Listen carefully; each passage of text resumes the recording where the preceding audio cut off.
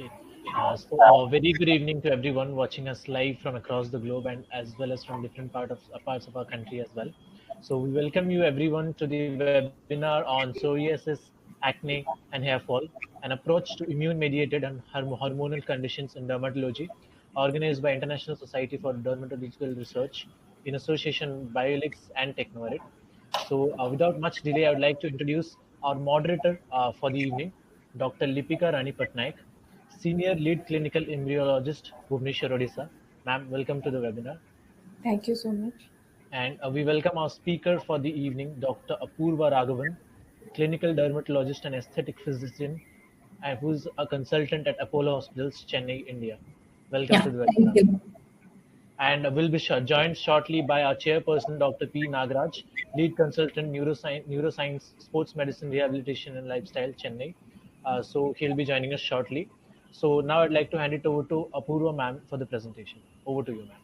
Yeah, good evening to all of you. So I'll just give you a clinical overview on psoriasis, acne, and hair fall, which are one of the most common disorders that we come across and which have a lot of interplay within different fields of science as well. So let's jump right into the presentation.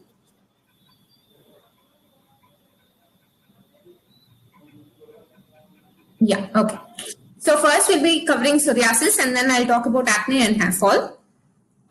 So psoriasis is an incurable chronic disease which affects around 125 million people across the globe, of which I would say around 25 million of that, a huge chunk of that is in India. We see a lot of cases with psoriasis. So of which there are different types of psoriasis, and let's go into that in the next slides. So psoriasis is more than just a skin disease. It is a chronic common inflammatory skin disorder. It's not anything infectious, so it's not communicable. It's not going to go from one person to the other. It is an inflammatory, auto-inflammatory, something that comes from inside. It is endogenous. It's an auto-inflammatory skin disorder, which significantly impacts the quality of life of the person who's suffering from it. And it's one of the commonest and most researched immune-mediated disorders across the globe. A lot of money goes into research for psoriasis every year. Why? It is because it has a huge impact, psychosocial impact on the quality of life of the patient. They experience a significant reduction in the physical activity, cognitive function, and their overall quality of life. So it's very, very important to improve this. So that's why a lot of money is spent on the research. We try to come up with better medicines which improve the life but also reduce the side effects of the treatment. So let's know a little bit more about this. I'm not going to go into too much of technical detail and bore all of you, but I'm just going to give a bird's eye overview of the entire topic. Psoriasis is an immune-mediated disease. So you have various things working here. You have the environment, you have the host, and you have the genetic background. This interplay, what it involves, so genetic thing is really, it cannot be changed. So it's something that is inherited. So you might not have your immediate mother, father, grandmother, grandfather need not be affected. It can be anyone in your past generation who could have the psoriasis. A lot of stress plays a role, environmental stress, the stress that we experience on a day-to-day basis, a lot of microbes, that is the alteration in the gut microbe, alteration in the skin microbe, all of this plays an important role. Also, your cells within your skin yourself can initiate psoriasis. So it is definitely something that comes from inside only. So what are the changes that takes place inside the skin which leads to psoriasis? So you see erythema, which is the redness. So there is increased blood circulation to these areas. Then it develops into scaling. So the skin, so a layer of skin from bottom to the top, it's supposed to take 1 month to produce. But in psoriatic patients, it takes just about 6 hours to produce this one layer of skin. So you can imagine that over time, the skin keeps on accumulating, and that's what sheds as those silvery gray flakes or the scaling. And this over time becomes very thick. It's called a plaque, and that becomes very thick also. Okay, so let's go to the clinical types. I think you will see it better in the pictures. You have the psoriasis vulgaris, which involves any part of the body. You have guttate psoriasis, which comes like raindrops. You have pustular psoriasis, in which case there are some bacteria that infect the psoriasis areas. You have psoriasis only of the scalp. You have only of the palms and soles. You have only of the nail. you have arthritis, I think, which is a field which will concern both the physiotherapist and a lot of other specialties as well. And you have some rarer forms. So this is the guttate form where you can see a lot of raindrop lake. This is plaque psoriasis, the classical very thick one with the silvery scale. This is pustular psoriasis. You can see a lot of pustules over here. Nail psoriasis. This is psoriatic arthritis, which literally destroys the joint. And scalp psoriasis. These are more little bit rarer forms, which I can say. This is again palmoplantar psoriasis, but it's very, very severe. You can see the severe erythema and scaling. You can see this is called mutilated arthritis, mutilated psoriatic arthritis, where the hands and feet are totally destroyed. And interestingly, people who have psoriasis, if they get a tattoo, they can get psoriasis on the tattoo, in the pattern of the tattoo. That's called a Kubner phenomenon. And it occurs because, so any other place where the psoriasis patient has a skin injury, they can develop psoriasis. This is called erythrodermic psoriasis, which is a very, very severe form of psoriasis. If left untreated or if treated wrongly, it can even lead to death. So this is again what you see, the Kubner phenomenon, exactly in the shape of the tattoo, the psoriasis has come. So diagnosis. So how do we find out that this patient has psoriasis? We ask for a clear family history. Sometimes they will have mom, dad, grandmother, grandfather, someone having psoriasis in the family. Most of the times they do not. They're the first person in the family to suffer from psoriasis. It starts with symptoms. So psoriasis doesn't occur in the last 5 to 10 days. It usually evolves over months or years. They will usually have plaques on the skin or on the knees it usually starts on the knees, elbows. For children, it can start anywhere on the body. For some people, it can be only on the scalp. Some people can just have on the palms and soles. So usually they'll have a lot of cuts and very thick skin, and it can even bleed. Some people have it only on the nail. Some people might just start with joint pain. So there are very, very various forms of psoriasis affecting the body. So we'll have to find out what their symptoms are pointing to. We'll ask for previous treatment. So sadly, what happens is we find that the psoriatic patients, because of the scare of allopathy, they think that all the allopathic treatment has a lot of side effects. They go to a lot of unnecessary quack treatment, and they end up making their psoriasis really worse, and then they come to us for treatment. Whether they've done any natural remedies like applying some herbal paste or whatever on their skin. Comorbidities, why this is very important is because psoriasis is now not just a skin disease. It is known to affect your internal organs as well. So people with psoriasis are at a higher risk for getting diabetes, hypertension, heart disease, early stroke, early neurological disorders, and lesser lifespan itself. So we found that the same inflammation, same thing that's happening inside the skin is also happening inside your body. So that is what is attacking all the organs and the blood vessels. So obviously you'll know when I talk about all of this, diet, lifestyle and stress is very important. Most of us try to have a healthy diet, but we also have a lot of contaminants. We also eat a lot of junk food and unhealthy food, high glycemic index food, a lot of sugary food. Everything which is not good for psoriasis, we do tend to eat a lot of it. So we need to find out how the person's diet is, what their lifestyle is, do they sleep properly, what is their stress level, do they find time to exercise or not. So we have to find all of that. A thorough examination of skin, scalp, nails, inside the mouth, genital mucosa, everything should be done. And because now psoriasis can affect internal health also, we have to check their height, weight, BMI, waist circumference, and look for any signs of cardiovascular disease also. A biopsy might be needed if we are in doubt, but 80% of the time the diagnosis is pretty straightforward. So assessment. So now psoriasis, we don't look only at the skin, we are assessing the patient as a whole. We look at, starting with the skin, we look at the severity, how much body surface area it's involving, what is the severity of the psoriasis. We look at the quality of life. So I've had patients who are college kids with very bad psoriasis. They felt bad to even go to college and show their skin to others. And there was one patient who's just stopped going to college for a few months before he started treatment. So that is how bad psoriasis can affect someone's life. Comorbidities, we already look for if they have any pre-existing diabetes, hypertension, or obesity, any pre-existing heart disease, etc., etc. Look for early signs of arthritis. So they might develop something called enthesitis or dactylitis, that is pain of the joints, especially the finger joints, swelling of part of the finger joint. They might also develop pain in the Achilles tendon, where the Achilles tendon connects to the bone. That is called enthesitis. Wherever the tendon attaches to the bone, if they have pain there, it is a very, very early sign of psoriatic arthritis. We look at other clinical signs in regards to skin, and we look at lab tests for general physical workup, to look at their sugars, to look at their cholesterol, liver function, renal function, etc., etc. Also, a financial assessment is very, very necessary because some of the treatments for psoriasis are very effective, but they can be super expensive. So we need to find out how much the patient can afford. So this is the body surface area calculation. And this is something called DLQI calculation, which calculates their quality of life. So we'll find out if there's any difficulty with work or studying. Does it affect your social activities? Does it affect your sexual life? Does it affect your, does it make you very embarrassed? So all of that is very important for us, because sometimes even if the psoriasis as such, the body is on the body, if the severity is very less, suppose they're having it only on the scalp or maybe just some patches on the elbow, but that patient might be overly sensitive and they might feel really bad about it. They might be embarrassed about it, and that might be affecting their quality of life a lot. So for this patient, I can't just say, okay, look, you just have just 1 or 2 patches, so let's just give some ointments and we'll wait for it to go. I can't treat that patient like that because they're being psychologically affected. So I need to give the proper treatment.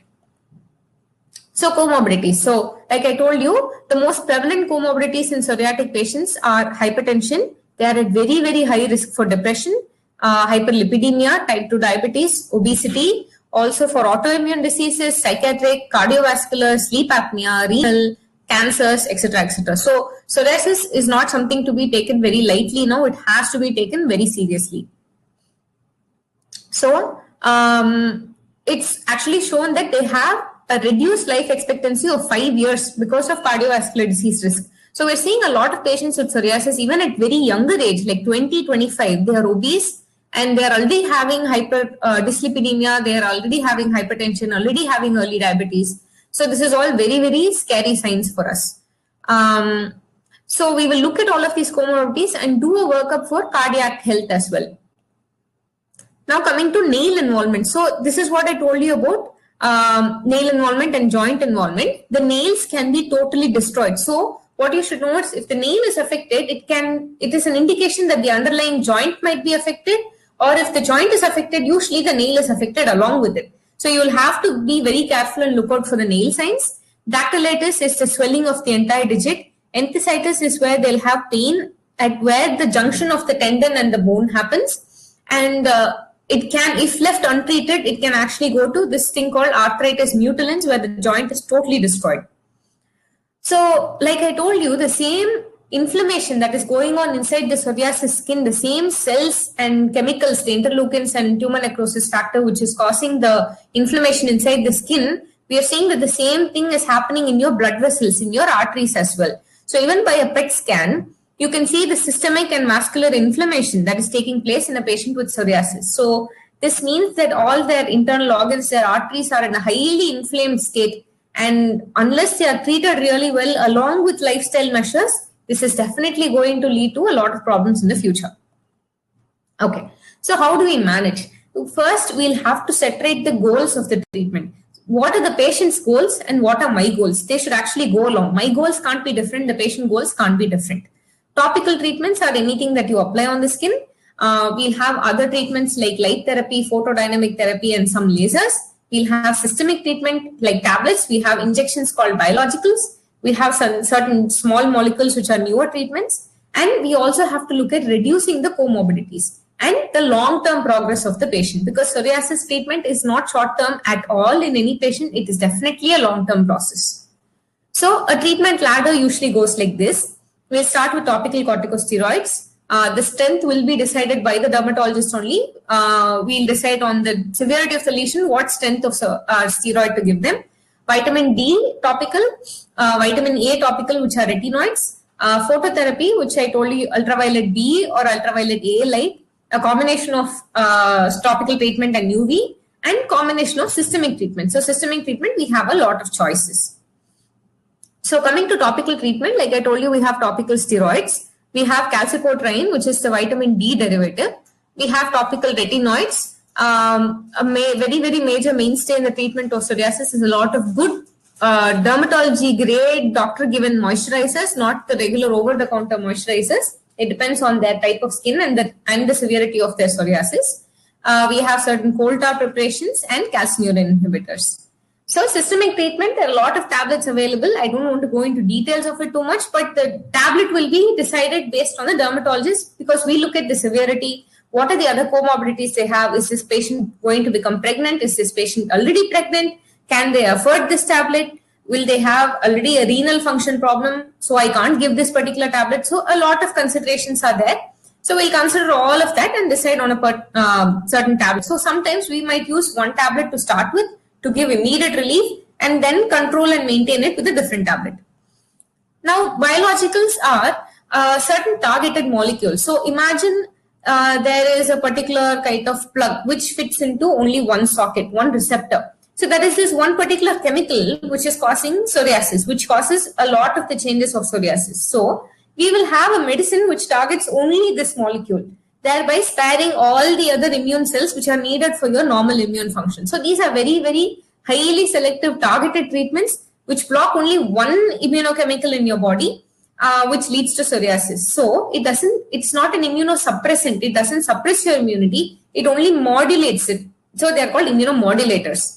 So they're very, very safe to use. They have very, very few side effects. The only inhibitor factor in it is the cost. They are very expensive. Depending on the molecule that we choose, they can be very expensive.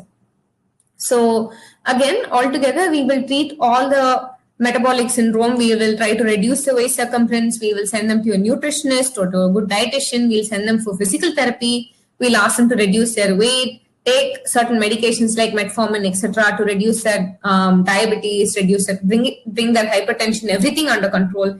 We'll have to give them lifestyle measures. First, we have to educate them, tell them that, look, your lifestyle, your stress, you are not caring enough about your health, which is going to lead to a lot of problems in the future. You already gotten psoriasis, which means that you are at 10 times higher risk of getting a heart attack or stroke than a normal person. So we'll have to make them aware that the responsibility is in their own hands. More than whatever treatment we do, the compliance of the patient is more important. So to screen, we will look at a lot of blood tests. Most importantly, we are now looking at cardiac markers also. We're looking at ultrasound for fatty liver. We're looking at the diet and sleep patterns, stress and lifestyle, etc. And we do a multi-specialty approach to target the comorbidities. We will send them to the specific department to take care of whatever problem they have. We will counsel. Usually psoriatic patients need a lot of hand-holding and counseling. Diet, we usually give a low carbohydrate diet, which has seemed to help. Sometimes the keto diet also really helps in psoriasis. Antioxidant-rich foods, trying to get them to exercise regularly, sleep in a regular pattern, reducing their stress through yoga, meditation, and sometimes even sending them for psychological counseling is necessary. Okay. So coping with challenges. So there's a lot of stigma in our society about psoriasis. So I've had some patients who have like totally unrelated skin diseases, but they will come to me and ask, doctor, is psoriasis, meaning like, is this psoriasis? Please tell me that this is not psoriasis. So psoriasis, I think they've equated it to like a doomsday word, thinking that if I tell a patient that they have psoriasis, it means it's the end of the world for them. It's not like that. We have to tell them that psoriasis is not something to be so scared about. It's something that can be dealt with in a stepwise, regulated manner. We also see a lot of patients who hesitate to go to the doctor itself because they don't want their problem to be diagnosed as psoriasis. There is a lot of myth and misinformation about this disease, saying that you blend this plant and then put it on your skin and this will get over, and I will do. We see a lot of quacks, sadly, even coming on television saying that they will cure psoriasis in 5 days, which is just very disheartening for us because we're struggling with it for 50 years and someone just claims to do it in 5 days is like really funny. But it's sad that some really educated people go to that and then complicate their own scenario and then come to us. There's a fear of allopathy, which I think by properly educating the patient, this fear can be reduced. Unrealistic expectations of the patient must be reduced. Early diagnosis, you have to really examine the joints because you should not miss joint damage. And finally, make the patient understand, give the best treatment to the patient depending on what their condition is, what their expectations are, and what they can afford. So this is my experience of, these are biologics actually, these are those specialized injections. This was before the first injection. This was after just 2 injections. The improvement was such a rapid and such a significant improvement. This was in a young patient, by the way, less than 30 years of age. So this is after the 5th injection. You've seen that it's completely clear. Only the residual marks are left. These marks are not something I would worry about. They're just residual pigmentary marks. They will go away in 6 months. And this is in a younger patient who's about just 19, 20. You can see that he's already having acanthosis nigricans significantly, and he's having metabolic syndrome. He's obese. He had such bad psoriasis, which by the 5th injection cleared to this much. This is just a residual pigmentation. This is not active psoriasis. Okay, so when it comes to psoriasis, I would say empathize with the patient, educate them and empower them, and you can do a really good job and you can make their quality of life better. Let's jump into the next topic, which is acne and hair fall. So psoriasis was the immune-mediated part of dermatology. Acne and hair fall are the hormonal-related aspects of dermatology. Okay, so acne, it's commonly called as pimples or boils. It can occur on the face, upper back, upper chest, and some other body parts also very rarely, like in the buttocks areas. It affects both men and women, and the age groups are usually teenagers, adolescent, but it can continue into adulthood, which is called adult acne. So causes. So how an acne lesion actually forms inside the skin, I think I'll explain with the picture. So this yellow thing on the side is the oil gland. So you have excess oil production. The excess oil production can be because endogenously, because you have just entered your teenage, you have just had puberty, or all your oil glands start functioning. It can be because of poor diet, eating very sugary foods, high dairy content foods, all of that promotes oil production.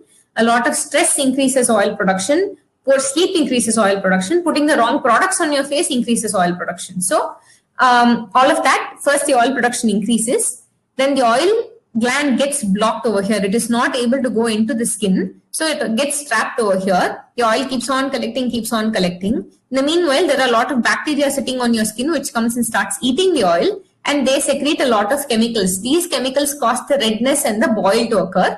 And finally, it can't stay within this, so it bursts. It releases all the oil outside, and it becomes this huge pustule. So this is a comedone. The early stages, these are the blackheads and whiteheads. They'll slowly increase inside, become a red bump. Then it becomes a pustule with a yellow bump. A nodular cyst is something really big and deep, like a submarine kind of boil, which you can feel deep inside your skin. So those are the types of acne lesions. So these are development factors: overproduction of serum and inflammation, increased bacteria, etc., etc. So this I have explained it to you. So the underlying causes. So that is how the acne forms. But what causes it in the first place? So this is increased androgen. This is increased hormonal action on the skin. Either you have hormonal imbalances like PCOS, which causes more hormones to be produced within your body, or you have normal level of hormone, but it acts too much on your skin. That is increased hormonal action. Endocrine sensitivity is what we call it. That is happening inside the skin only. PCOS is very, very, very coexistent nowadays. I think about 1 in 3 women are suffering with PCOS now, starting from 14, 15 years of age. So we're seeing a lot of acne, even in adulthood, we're seeing in adolescence, we're seeing in young girls, everywhere. So PCOS, when it coexists, sometimes you can have the whole gamut of PCOS, which is you can have a lot of acne, especially on the lower jawline acne, or on the neck or on the lower face, definitely indicates hormones. You can have increased hair growth on the face in women, which is not supposed to be there. Increased hair growth on the chin, the beard area, the neck area, the upper lip, or even on the body can have increased hair growth. You will go bald here. So growing hair here, going bald here, reduced hair growth on the scalp, thinning of the scalp. And you can also have, this can all coexist with your acne. So these are outside signs of PCOS. Lifestyle, poor diet, again stress, altered sleep, diet rich in fats, unsaturated fats, and high glycemic index, high carbohydrate diet, high dairy foods, all of these will lead to a lot of acne. Weight also, having an increased BMI or increased body fat will also lead to it. And you have an inactive or sedentary lifestyle will definitely contribute to it. And using of unsuitable products on the skin. So now we see that there are millions and trillions of products out there, which women are just waiting to try products on their skin. But if you choose the wrong product or the wrong home care mask or the wrong home treatment to do, it can end up making your acne much, much worse. Sometimes some drugs like steroids can also cause acne. So there are different grades of acne. This is the comedonal, which is mainly the blackheads and the whiteheads. You'll have papulopustular, which is second grade. They just start developing the red bumps and the pustules. Third grade is more of pustules with few cysts. The cysts are these. You can see near the lip corner, which is a really big, deep one into the skin. The fourth one is nodulocystic. This is actually a really bad case with a lot of scarring. You see that he's developed a huge scar on the side of the face. This is the worst grade of acne. So diagnosis. So in the history, we look at whether your mom and dad have acne, whether they have acne scars, because if the mom and dad have a tendency to form scars, most likely the children are also scarers. So in these people who are early scarring tendency is there, we will make sure that we start treatment and the best treatment as early as possible because we have to prevent the scars. So we'll also look for triggers in the history, we look at this diet, sleep, lifestyle. Have you put any products on your skin? Are you taking any other tablets? Are you taking any hormonal supplements, etc., etc., etc.? We will also look for familial history, history of irregular periods for PCOS, but it's really not necessary. Premenstrual flare. So every time before the periods, if the acne increases a lot, that indicates that this is a hormonal induced acne. We look at your skin type, look at the oily areas on the skin. We look at dandruff or excess oiliness on the scalp, and we look at the distribution of the acne. Is it on the jawline? Is it on the mid face? Is it on the upper face? So that gives me a clue of is it hormonal or not. And signs of excoriation. So some people have this psychological disorder where they will try to scratch their acne to take it out. So that is called acne excoriate. They'll have a lot of scratch marks on their face. So we look for signs of that, and we look for scars and pigmentation. So finally, if you don't treat the acne, or if you leave the acne as just age problem, you don't need to treat the acne, they end up with scars on the face, and the scars are much more difficult to treat than the acne. So treat your acne very, very early, get the right treatment, go to a dermatologist and get it treated, because if you end up with scars, you're going to, the treatment is going to be very long, and you're going to end up spending a lot more for your treatment than controlling the acne itself. So investigations, we'll look for basic blood work, baseline test for starting isotretinoin, hormonal workup for PCOS, and ultrasound for PCOS. So acne treatment. So we have a lot of creams that can be used for acne. A lot of different agents are there. We'll again decide it depending on the severity of the acne, the distribution, the skin type, age, etc., etc. Systemic treatments, we start off with mild antibiotics, but later we go off the antibiotics because we don't want to give antibiotics for a long time. We go on to something called retinoids, which are vitamin A tablets, which are really, really good. They are almost magical for the treatment of acne. But again, these should be decided by the dermatologist and given because they have to be given very safely for the right patient at the right dose. And hormonal therapy for the patient might be needed if they are having PCOS, or if the acne is resistant to normal treatment, I might want to add on hormonal treatment. You will treat the insulin resistance also, either by asking him to lose weight or giving metformin. Procedural treatments, we have a lot of chemical peels, we have LED light, lasers, etc., etc. So more importantly, we'll have to find out how much is this acne affecting the life of the patient. Like psoriasis, anything probably which is visible on your skin will affect your body image of yourself. It affects how you look at your face and how it affects your confidence. So is it causing any psychosocial issues, or is the patient going to get married in a couple of months, or is the patient going to get married next week, or is the patient planning to get pregnant so that I can't give certain tablets if they're going to get pregnant. And so you will look at the patient as a whole. You will look at their body, you will look if they have acanthosis nigricans on the neck, if they're having insulin resistance, if they're having PCOS, look at all of that and not just the skin. Again, counseling with diet, lifestyle, and stress. And you will try to start the best treatment as early as possible to prevent the scars. So I think there are a lot of myths and misconceptions which comes to skincare itself. So let me try to bust a few of them. So popping your pimples does not lead to spreading. Popping your pimples will cause marks or they will cause scars. Acne is not an infection. It cannot spread. Though a bacteria is involved, by popping it, you cannot spread the acne. Acne is not communicable from one person to the other. Applying steroids. So this is something which I am seeing in our country and many other countries. Applying steroids for skin lightening. Yes, steroids do lighten the face, but it is a side effect of the steroid that lightens the face. It's not the effect of the steroid. So steroid, I've seen young girls saying that my neighbor told me to apply this cream, my friend told me to apply this cream, and they apply high-grade steroids on their face For some time, the skin looks really good and all the acne reduces. But when the minute they stop it or when the complication starts to occur, the acne is so bad that it's a nightmare to treat that acne. So please, if you don't know what is in that cream, don't use it. Try to see if it is a steroid cream. Steroid should never be applied on the face unless your dermatologist has asked you to apply it for a specific condition. Acne is not just an age problem, it leads to scarring. That scar leads to a lot of mental scars. So that is something we always have to take into account. So you have to treat the acne early and properly. Face washes will definitely not cure the acne. Allopathic treatment does not cause irreversible side effects. No, we know how to use our medicines. Hormonal therapy does not affect future chances of conception. Even if I do give you a hormonal pill for your PCOS, it only works for a few months. It's not going to permanently affect the chances of you getting pregnant. An improvement after starting treatment, in any case, I think in other specialties who are listening also will understand, it's not magical. So our patients expect me to do one treatment, the acne should magically disappear the next day. It's not like that. We have to set their expectations right. Okay. So acne, it has become a lifestyle disease now. So I will never use the word that it can be cured, but it can be controlled. Now it's come to hair fall and baldness. So a lot of this, a part of this is going to overlap with the acne. So I'll just tell you the parts which are relevant to the hair. So there are basics of the hair cycle that you need to know. Anagen is the growing phase. Catagen is the stage where the hair roots start degenerating and they are getting ready to fall. Telogen is the stage where the hair growth kind of stops completely. It is just resting and it is just waiting to be pushed out so that the new hair can start growing. So when the hair falls out, a new hair will slowly start growing in its place. Okay, so there are many different types of hair fall that can happen.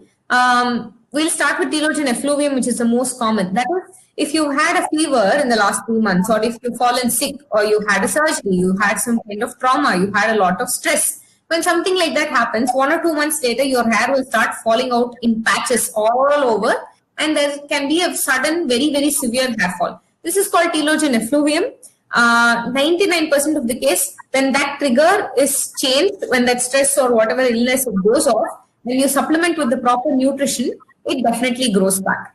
Then you have androgenetic alopecia, which is androgenetic. I think you'll understand androgen, that is hormone related, genetic, which is also genetic. So this is a hormone related hair fall, which really cannot be completely cured because you will see the hair is falling in a pattern. So for men, you will see that they start losing hair on the side like an M, and then it goes in the center and this joins up and they totally become bald.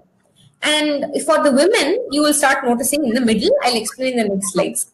Alopecia areata is a different type where you will see a coin-shaped patch of hair fall, completely clean patch on the scalp. It can be multiple different patches also. This is called alopecia areata. It is an autoimmune condition.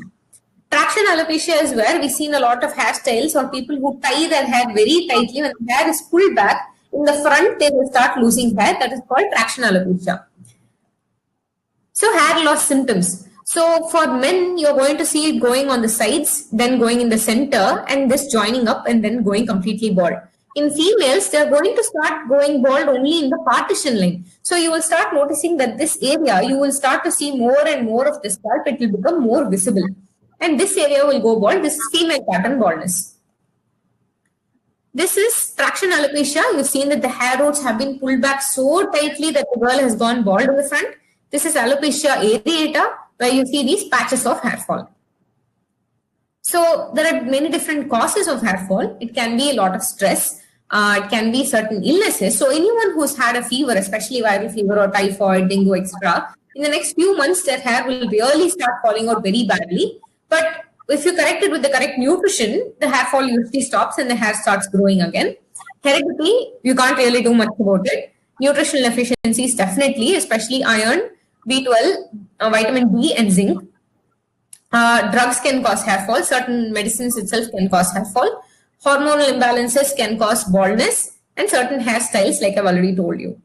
And a lot of the keratin, the straightening, the smoothing, the rebonding, everything will damage the hair repeatedly. When you're damaging the hair repeatedly, it will fall out easier. So that also happens.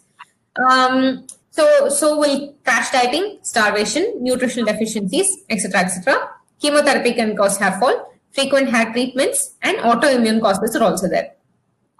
Okay. So now we'll come to the patterned hair fall, the baldness, which is very, very common nowadays. So it can occur both in men and women. So for men, usually if the fathers have gone bald at 40, 50, 60, the kids will be going bald at 20s and 30s. That is the inheritance of the genetics. That's how it works.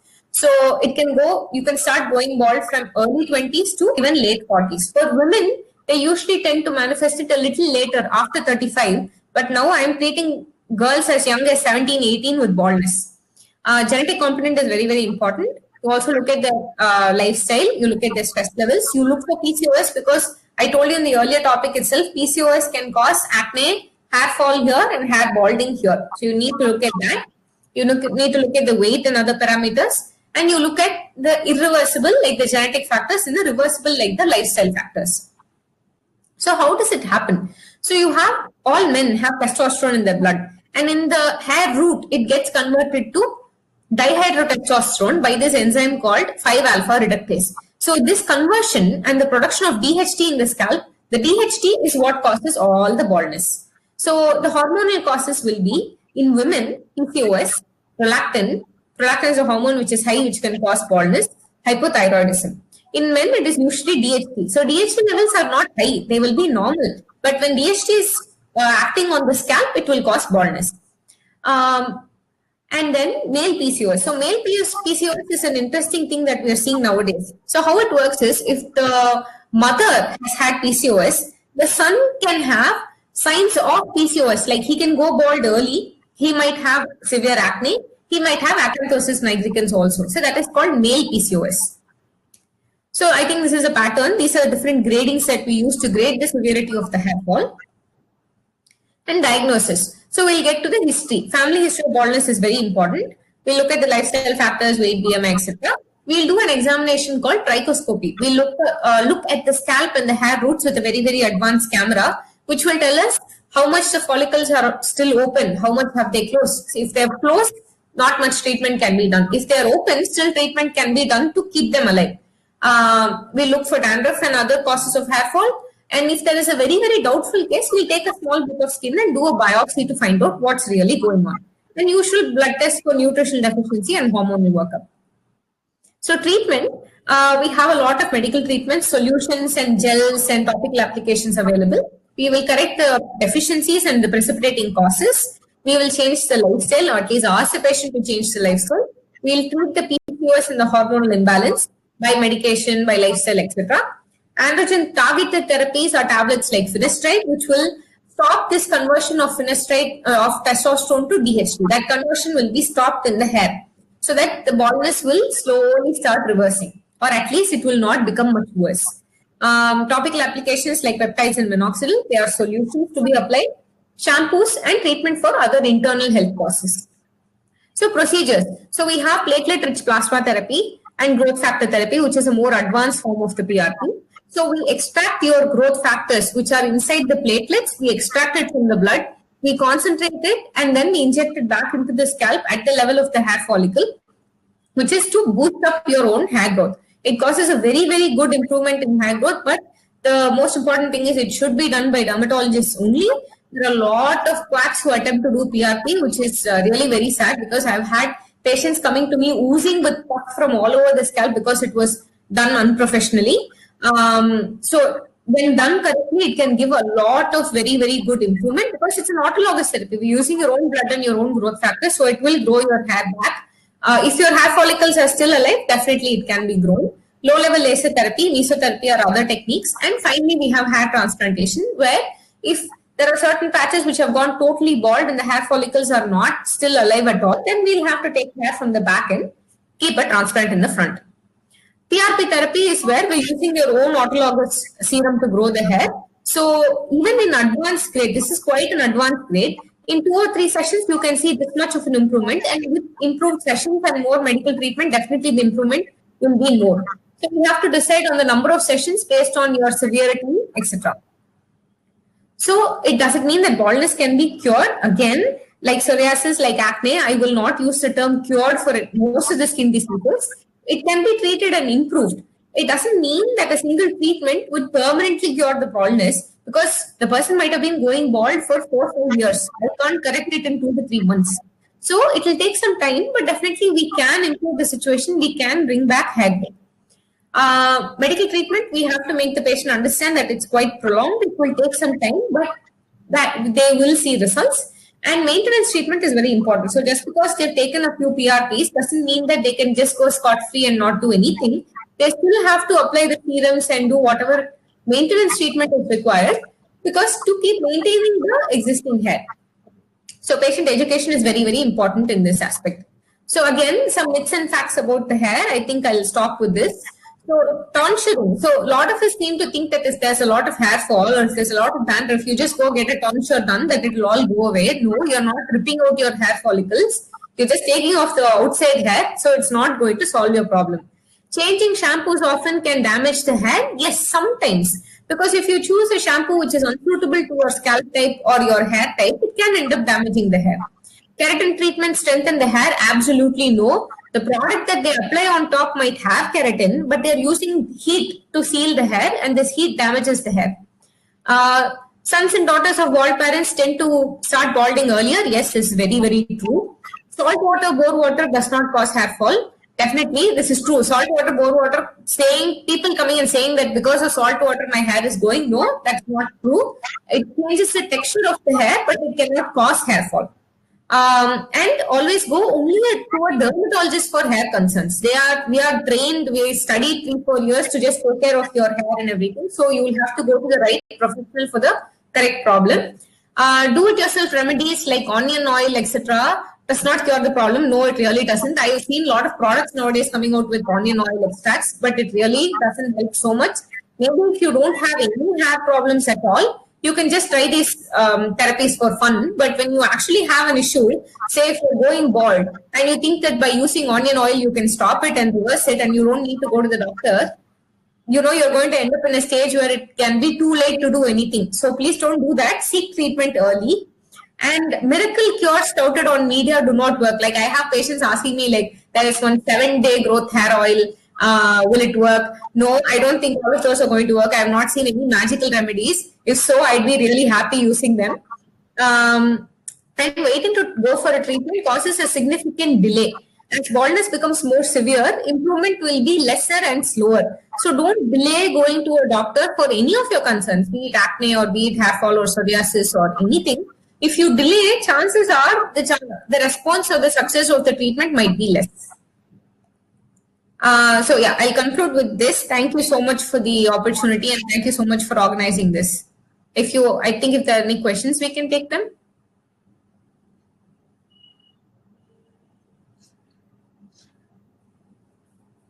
Thank you so much, ma'am, for the beautiful and informative presentation.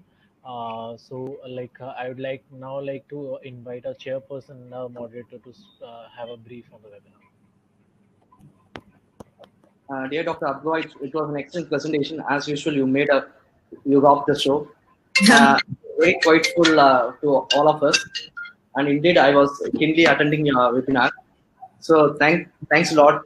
Thank you so much. Thank you. In spite of your health, you have made the show grand. So take care of yourself. I'm so happy with your kind person. I think there will be a lot of questions. Dr. Leepika, is there any questions for ma'am? Good evening, Leepika. I think ma'am's audio. Ma'am, your audio has been muted. Could you please unmute it? Yeah, now it's audible. Yeah, it's audible. Yeah, good evening, Dr. Nagaraj, and good evening, everyone. Actually, doctor, it was really a very wonderful and very informative session, and I just loved it. I have 2-3 questions for you.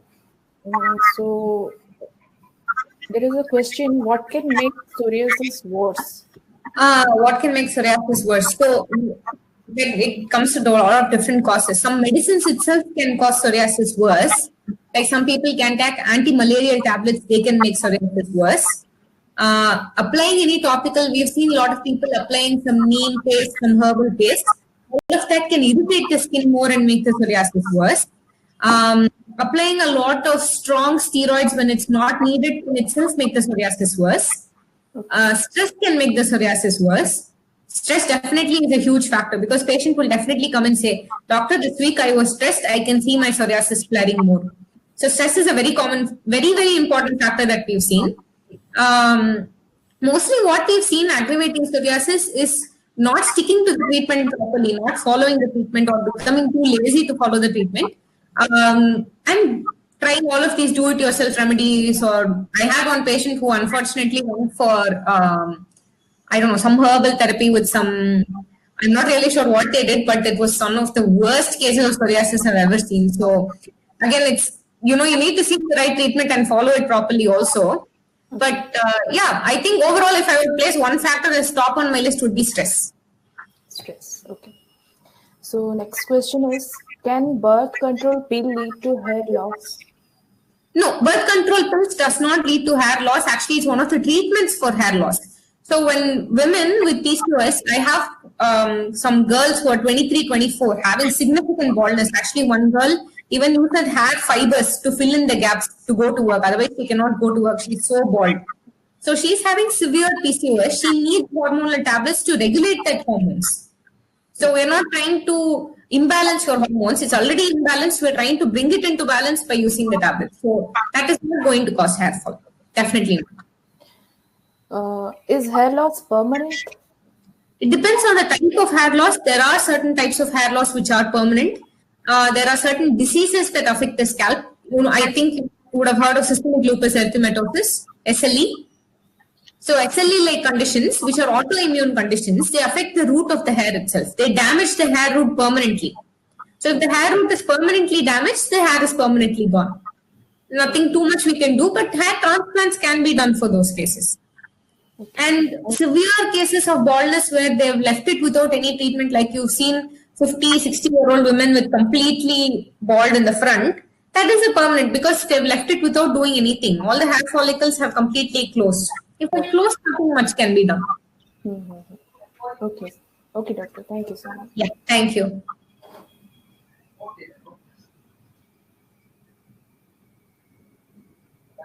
Yeah, these questions are over now. Okay. Thank you so much, ma'am. So, before we end this, I would like to request everyone to have their last words for the webinar. We'll start with our chairperson, Nagaraj. What should I do, as? The question answers are over, sir. So, before we end the webinar, we would like to have your last words. As usual, it's a great pleasure inviting our speaker, Dr. Apoorva Raghavan, who is expert in dermatology. He is working at Apollo Hospital here in Chennai, Cosmetology. She's a consultant here. As usual, she did expertise. She's a very good human being, and as usual, she did an excellent presentation today with great notes, with a great artwork. The PPT has been sent very beautiful. I was really waiting for your webinar, ma'am. Thank you. Actually, indeed, I didn't want to, though it was delayed with some time, so we didn't want to miss your session. And regarding Dr. Leepika, it's usual. I was disturbing her so much. Like she was also busy with her embryology work and all these things. Right now, she's in the lab only. I feel so. So thank you, Dr. Leepika, for a kind. Thank you so much for giving me this opportunity to attend this beautiful. It's a great opportunity for all of us. It's a teamwork. Again, as usual, from day one till now, even a few minutes also, he was disturbing Mr. as a webinar coordinator. He is doing every work, A to Z. For not only this webinar, he is doing coordinating for almost 12 to 14 associations of this, like IAN, oncology, food and nutrition, environmental science, computer science, everything is coordinating. So thank you, in spite of a busy schedule, for information, he is also not well. In spite of his sickness, he was doing all the work continuously, and as usual, without the acceptance of without the participation of audience, it did not get so much of success. And this is a webinar, ma'am, for the information. We had a lot of responses for this from the audience. We had a lot of expectations. We had so many queries coming for this webinar. Actually, the topic has been taken by you, but the topic was quite interesting. It was very useful for even a layman can understand your lecture. That's very useful for us. You made a grand show. Thank you a lot. Thank you so much. Thank you for this opportunity. Like rather than, I mean, I won't say more than talking to the same specialty. It's more interesting to talk to other specialties and try to spread across the message of what's going on in our field also. Thank you so much for this chance. Thank you, ma'am, for moderating the session. And thank you, sir, for getting in touch and inviting me to do this. And thank you so much to the technical team. It was very seamless. I had a webinar yesterday which had a lot of problems, but I think this was the most smoothly conducted webinar. Thank you so much for doing this in spite of your sickness. Thank you. Ma'am, again, I'm just telling you this, like, you're in this, like, International Society of Dermatology Research, you're the first speaker in this session. You're the first speaker. So Okay. we like to invite you in future also. We like to have a contribution in our future programs. See, it's a great pleasure if you can able to do something for us in future also. Definitely, we'll be happy to. I just hope to see you also. It was happy Okay. to take you into the board also. Here I'm Okay. just you in the open arena. So we are happy to take you into the board. We like to have an active participation in every of your this dermatologist society research. Definitely. Thanks a lot, ma'am. Again, Thank you. it's a thankfulness to everybody who made this so grand success. Thank you, Dr. Leepika, for a great presentation, for a great moderation and a great cooperation in this session. Again, I did not say anything. I was troubling you a lot. so much. Thank you so much. And kind of certificate clearance and everything, please could you explain to the participants? There are some questions I'm getting to my mobile. Definitely. So before we end this, I would like to tell all the participants who are watching us live that everyone will be receiving a mail in the mailbox with the certificate download link as well as the feedback link as well. So nobody needs to panic about how they are going to get their certificates and everything. Everyone will be receiving a mail shortly, and using those links, you can download your membership certificates, your webinar certificates, as well as you can give your feedbacks for the webinar as well. So before we end this, I'd like to thank our speaker, Dr. Apoorva ma'am, our moderator, Dr. Leepika ma'am, and our chairperson, Dr. Nagaraj sir, for this beautiful and informative webinar for the audience. And like I say all the time, that between all these things, we every time ignore the pandemic that is going in. And we all know that we are still recording more than 75,000 cases every day in India, and the cases tally has gone over 72 lakhs. So it isn't a thing which is going to be ignored, which shouldn't be ignored, in fact. So till the next time, we assure everyone that we'll be coming up with more interesting webinars in the future as well, with different associations and different speakers and moderators as well. So till the next time, would urge everyone to stay safe during this pandemic time. And till the next time that we come up with interesting webinars, it's goodbye from our side. Thank you so much. Thank you so much. Thank you. Thank you.